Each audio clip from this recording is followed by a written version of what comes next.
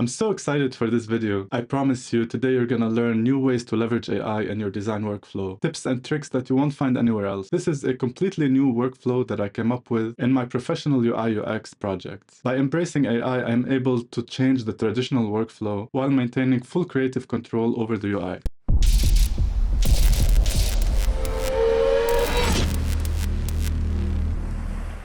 Hi, my name is Jad. In this video, I'm sharing with you the result of countless hours of research and experimentation. Every day, I'm testing many AI design tools, if not all of them. I think I might have tested all of them. It's actually impossible to test all of them because they keep coming out with new tools, but I'm only sharing with you the tools that proved to me to be valuable in my professional workflow. I don't have any sponsors, I'm just bringing you what's really valuable to me personally. Today's workflow is an alternative to what I showed you in my previous video where I shared with you the simplest possible workflow to design a UI and to develop an app. In that video, we relied on AI to generate the UI element, so it didn't really have the ideal user experience. But today we're going pro and we're crafting every UI element and every user scenario for the best user experience possible. I'm going to take you through the full product design, including a fully functional live app. And at the end, I will take it even further and add a database and user authentication, user accounts, in order to have a completely functional app that you can actually deploy and release. This process will be helpful if you're a designer or if you're a developer. With the power of AI, we're all the same now. This project would typically take multiple months and the whole team to complete in the traditional workflow. But today, you're going to see how AI will transform that timeline while maintaining design quality. Also, before we get started, I just want to shout out my first super fan, Marcus. It was an amazing feeling to actually see something in return for my efforts on this channel. And thank you for everyone who commented and hit that like button. It really, really helps. And it was so nice to read all of your amazing positive feedback and constructive feedback. It's very motivational to me. So thank you. Thank you, everyone. I'm starting with my best LLM buddy here, Claude. It's by far my favorite large language model because it gives visuals and it has so much capability. And I have multiple videos on how to get creative with Claude. So I'm starting from scratch here with just an idea. If you already have requirements, get a nice description of your product that you're looking for and give it to Claude. We're going to be creating a web app that allows users to create lists, and those lists will have categories and list items with photos, text, links, or notes. So let's start by asking for suggestions for more features and to flesh out this idea and the requirements of the app. It gave me a list of suggestions. I'm going to go through these and pick the ones that I want to include in my product. So I'll just copy and paste every feature that I want.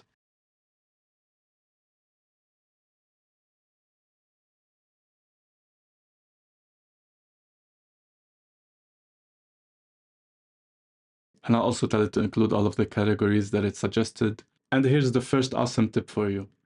You can ask Claude to give you 3 layout options. This way you can start controlling how the UI looks right off the bat. What kind of layout do you want? Do you want a sidebar? Do you want tabs? Do you want an expandable menu? Do you want cards? Do you want lists? So asking Claude for 3 options will give you an idea of what the layout will look like, and then you can settle on one option that you like. So now Claude is giving me 3 options. It has an error on one of them, so I just click fix that with Claude and it fixed it with no problems. And now I'm just looking through all of the options that I have and picking what I want. Turns out it didn't really give me the one that really reflects my vision. Out of all of these, I like the sidebar style, so I'm gonna ask it for a 4th option that is based on a sidebar layout.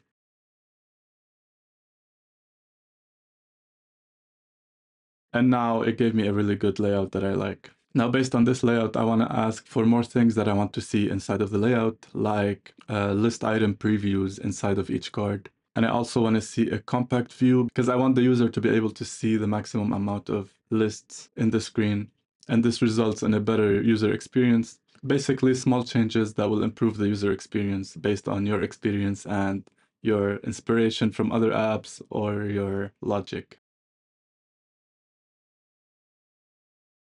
Now I'm checking how the layout looks when I zoom out because I zoomed in to record this video. I'm happy with this layout. Here's the second awesome tip for you. I'm gonna ask Claude to describe this layout in plain text for me so that I can generate this UI in another AI tool. So basically, it's like converting this UI into plain text so that another app can reproduce it. I'm telling you, you can get very creative with these tools. So now that I have a full description of this layout, I'm going to copy the text that describes the default view, which is the grid view, and I'm going to ignore all the styling specs because I just need a wireframe of the layout and the content. Now let's jump into our second tool, which is UX Pilot. This is my favorite UI UX assistant. I'm using this in every project that I work on. It has so many amazing features and it's shockingly accurate. I already mentioned it in my previous videos, and I have a video that breaks down every feature that it has because they have a Figma plugin and they have a web platform, and each one of those has different features. You can create diagrams, workshops, user interviews, wireframes, heat maps, and so on. I broke everything down in my UX Pilot video. Also, when I made those videos, I didn't realize that UX Pilot has an affiliate program. So missed opportunity, I guess, but better late than never. If you want to help me out and help this channel, you can sign up with the link in the description. It goes directly to helping this channel. They are not a sponsor or anything. I just truly find this tool very helpful. So when you sign up, you get 90 credits, and that goes a long way because every screen that you generate is 6 credits. So 90 credits will help you throughout a full project or even more. So yeah, I would appreciate if you use the link in the description. Okay, so now in UX Pilot, I'm in the UI design feature in their web platform, and I'm pasting the prompt that Claude gave me. I'm removing all the styling and the design specs. I only want the structure and the contents. Now in UX Pilot, you have the option to take a screenshot from Claude and uploading it here instead of a text description. But I don't want to rely on Claude's UI styling because UX Pilot will come up with a better UI for you, better structure and better looking elements. I just want the description of the structure. So plain text will produce a better result for you in UX Pilot than getting that UI from Claude because Claude does not specialize in UI. Now that I have the description ready, you can generate as many options as you want, but when you have a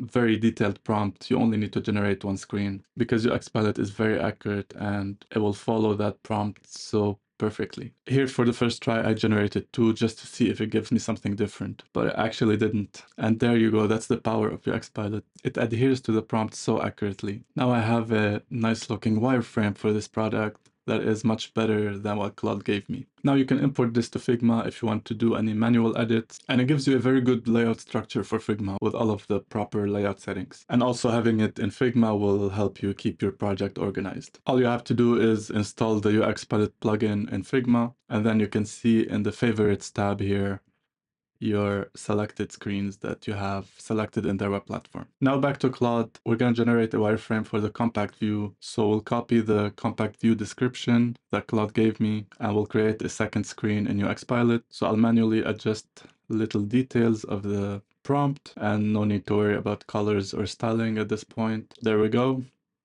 Now we have the compact view and the grid view. I will import that to Figma. And we'll repeat the same process for the rest of the screens inside of the app. And the cool thing about Claude is that it will remember all of the requirements of your project if you're still in the same conversation. So it will give you consistent results for your app. So we'll create the list screen and it looks great. This is the list view, and we'll also convert it into text and copy that to UX Pilot.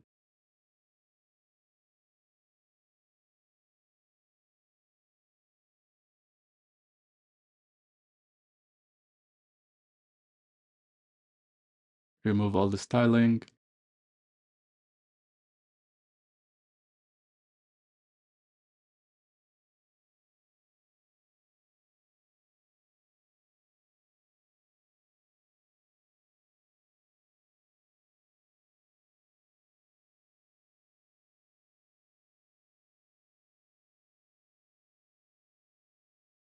Add import to Figma, and I'll manually modify small details in Figma.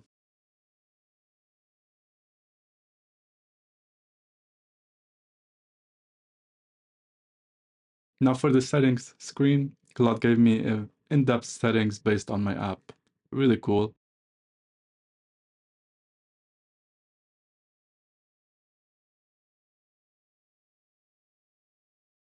I prompted Claude to convert this layout into tabs.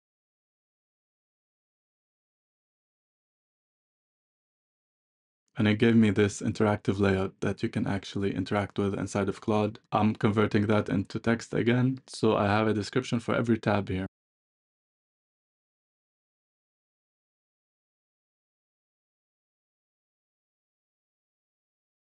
Okay, now here's a really cool thing that you can do with UX Pilot. There's a feature called flows, and this will allow you to create a flow or multiple screens that are consistent. And this will be very helpful for the settings here because we have the same tab bar, the same window, but multiple contents based on each tab.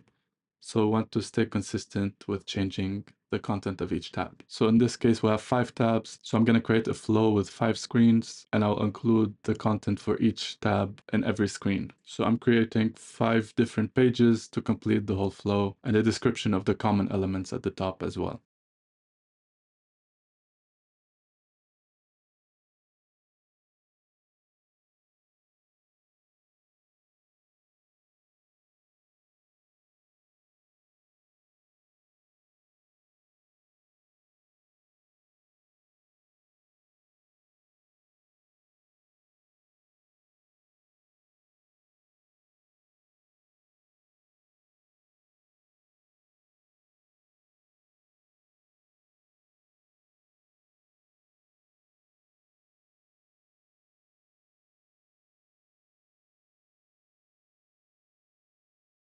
And there we go, we have 5 pages with a consistent tab bar. It's so satisfying how accurate it is. Now I'll bring over these 5 screens into Figma to keep everything organized.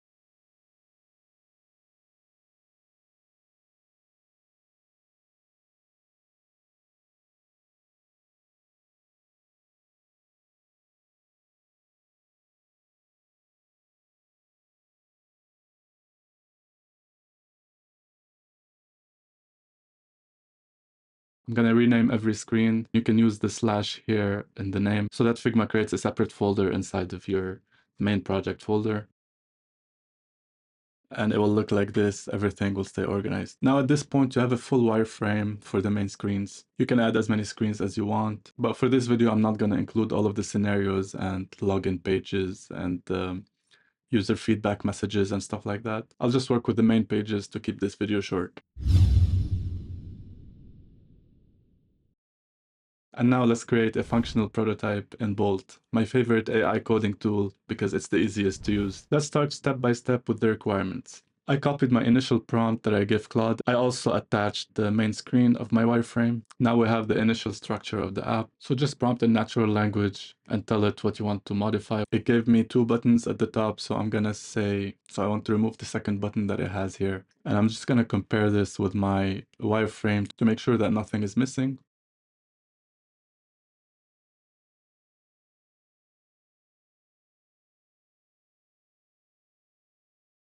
It perfectly made those changes that I asked for. Now I'll ask for a compact view based on my wireframe as well.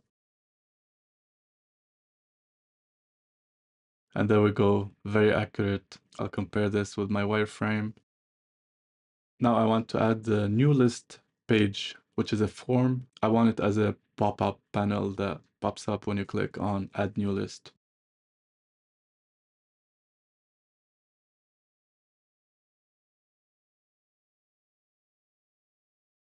And there we go, we have a very nice dialogue to add a new list, and it has all the categories that I want. You notice that not every feature is working yet, but we can activate those whenever we want by just prompting. Okay, this took a few hours of prompting back and forth because every time I change something in the app, I'm going through and testing if all the functionality is working just to make sure it's not breaking without me noticing, because sometimes it breaks. So you have to stay focused and stay on top of it. But yeah, I didn't show you every single prompt that I gave it just to, again, to keep this video short. But let me know if you want a longer video on Bolt as well. I added the view mode and options to each card. And fast forward, now we have the settings menu and the dark theme, the color coding for the categories, and I also added filtering by tags, which works perfectly. I also added timestamps and sorting. I even added keyboard shortcuts to give the users the best experience possible. So you can go as detailed as you want with the interaction here for the best user experience possible. Now you have a fully functional prototype that includes every little interaction. And this will be very helpful if you're working with a developer to build this. And if you want to finish this project on your own without a developer, you can do that. Also, if you're a developer and you want to finish it inside of Bolt, you can do that by adding a database and user authentication by using a database service. I picked Supabase here because that's what Bolt recommended in their YouTube channel, and it's free. I created an account and I told Bolt that I'm using Supabase, and I got the SQL query from Bolt and I injected that inside of my Supabase account. And then I got my project URL and my API keys from Supabase and I gave them to Bolt to make this connection between my database and my app. So the SQL query here created a table for the data and another one for user authentication. Now, I'm not a developer, so I won't be able to explain this process in depth, but you can always go to Bolt's YouTube channel where they explain this process in depth. I'll leave a link to that video in the description. I just followed exactly what they said in that video. But it's very simple, even if you don't know anything about coding. And this is the power of AI. I love it. A year ago, I wouldn't have thought that this was going to be possible in 2024. This is absolutely amazing. Just how much power we have now with AI and how much change is happening with the process of design. Just being able to create all of these interactions in my prototype is super handy, because before I used to create a huge document just to explain all of the interactions to the developer, to hand off to the developer. But now I can actually apply those interactions and there will not be any miscommunication or confusion between the designer and the developer, because they're handed a functional website that has all of the interactions that I want, even keyboard shortcuts. So if you're working with a team, this is a huge benefit. I'm so excited to keep coming up with new AI workflows that we couldn't have imagined before. So subscribe to keep up with my progress on AI workflows for design and exciting AI tools and tips to help you improve your design process. Let me know if you have any questions or feedback down in the comments. I read everything and I reply to everything because I really appreciate what you guys think, and I want more input on my design workflow so that I can keep improving it. Thank you for watching. I'll see you next time.